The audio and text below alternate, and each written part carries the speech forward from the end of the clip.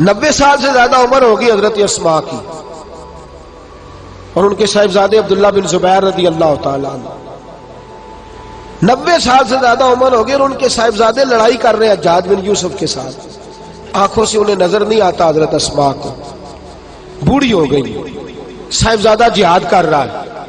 حضرت عبداللہ بن زبیر اپنی والدہ کے پاس آئے اور آ کے کہنے لگے اماں میرے کچھ ساتھی بھاگ گئے ہیں، کچھ کمزور ہو گئے، حجاج کے ساتھ میرا مقابلہ ہے۔ والدہ بڑا کم نظر آتا ہے، پریشان ہے، 90 سال سے زیادہ عمر ہے، اور ماں گلی میں جھگڑا ہو رہا ہو تو بیٹے سے کہتی ہے بیٹے تو اندر آ جا جلدی سے، تو نہ بیچ میں حصہ لینا۔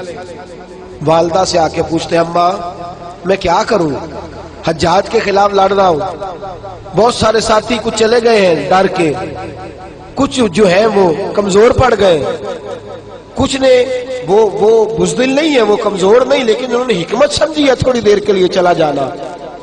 ماں کہنے لگی بیٹے پہلے تو یہ بتا کہ تو حق پہ ہے کہ نہیں، دولت کے لیے تو نہیں لڑ رہا، اقتدار کے لیے تو نہیں لڑ رہا۔ کہنے لگی اماں قسم اللہ کی عزت کی میں حق پہ ہوں، میں فکر امام حسین کا وارث ہوں، میں ظالموں سے لڑ رہا ہوں۔ تو ماں کہنے لگی بیٹے جا، پھر والدہ کہنے لگی جا میرا بیٹا اور جا کے اس کے ساتھ لڑائی کر، اگر تو فتح یاب ہو گیا تو میں شکر ادا کروں گی، اور اگر تو شہید ہو گیا تو میں قیامت میں تیرے اوپر فخر کروں گی۔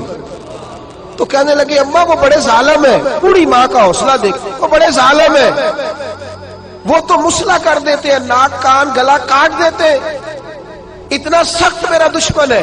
والدہ کہہ رہی ہے بیٹے سے، 90 سال کی بوڑھی اماں کہتی ہے بیٹا بکری کو ذبح ہوتے وقت تکلیف ہوتی ہے، کھال اترتے وقت تکلیف نہیں ہوتی۔ تکلیف تجھے ایک وقت ہوگی جب تیر لگے گا، جب تلوار لگے گی، ناک کان کاٹتے تجھے کیا تکلیف ہوگی، اللہ تجھے زیادہ اجر عطا فرمائے گا۔ جا مجھے بہادر کی ماں بننے کا شرف دے، بزدل کی ماں بننے کا شرف نہ دے۔ یہ دلیر ماں کا حوصلہ، یہ لفظ کیا کہ بیٹے کو بھیجا۔ حضرت عبداللہ بن زبیر لڑے، 14 دن تک آپ کی لاش لٹکی رہی، لیکن 14 دنوں تک آپ کے وجود سے خوشبو ہی آتی رہی۔ حجاج بن یوسف نے آپ کی ماں کو بلایا، حضرت اسماء آئی، کہنے لگا تجھے پتہ ہے تیرے بیٹے کی لاش لٹک رہی ہے؟ کہنے لگی کیا کہا؟ لٹک رہی ہے؟ ہاں تیرے بیٹے کی لاش لٹک، کیا کہتے ہو؟ تیرے بیٹے کی لاش لٹک رہی ہے، پھر بتا لو، تیرے بیٹے کی لاش لٹک رہی ہے۔ تو آپ فرمانے لگی شکر ہے اللہ کا، میرے بیٹے کی لاش لٹک رہی ہے، کہیں جھکی ہوئی تو نہیں ہے نا، کسی ظالم کے آگے جھک تو نہیں نا گئی، کہیں اس نے گلا کٹایا ہے، کہیں جھکایا تو نہیں نا، شکر ہے اللہ تعالیٰ کا۔ کہنے لگے تو مجھ سے سفارش نہیں کرے گی کہ اس کی لاش کو ہٹا دوں؟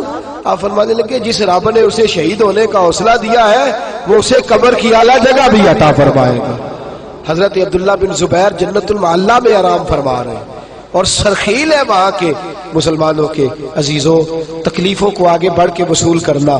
ذرا ذرا سی بات پہ لوگ چیختے چلاتے ہیں، کفر بولتے ہیں، گھروں میں فوتگی ہو جائے تو کفر۔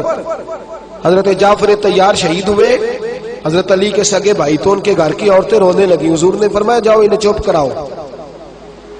صحابہ گئے، خاموش نہیں، پھر رونے لگی، فرمایا چپ کراؤ انہیں، پھر چیخنے لگی۔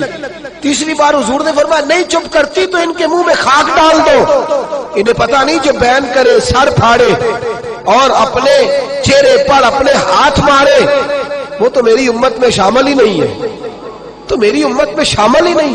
میرے عزیزوں، شریعت اسلامیہ حوصلے کی بات کرتی ہے، صبر کی بات کرتی ہے۔ گھروں کے اندر ذرا ذرا سی بات پہ بے صبری کرنا، ذرا 2-4 جملے بھی ہم ہضم نہیں کر سکتے، ایک بے رخی بھی ہم ہضم نہیں کر سکتے، تھوڑی دیر کے لیے بھی کوئی آنے والی تکلیف ہم برداشت نہیں کرتے۔ بے صبری ہے، ہماری کم حوصلہ ہے، اور تحمل مزاجی سے دور چلے گئے ہیں، اس لیے ہمارے غم بھی روز بروز بڑھتے چلے جا رہے ہیں۔ رب کائنات کی بارگاہ میں یہ التجا کیا کرے اللہ ہمیں حوصلے عطا فرمائے، اور ساتھ رب کریم ہمارے اوپر وہ والا فضل فرمائے اس طرح وہ اپنے نیک بندوں پر فضل فرماتا ہے، اور اللہ ہمیں حوصلے اور صبر کے ساتھ زندگی کے ایام گزارنے کی توفیق عطا فرمائے، ہمیشہ مدحت خیر الانام میں گزرے۔ دعا ہے یہ عمر درود و سلام میں گزرے۔ آخر دعوانا الحمدللہ۔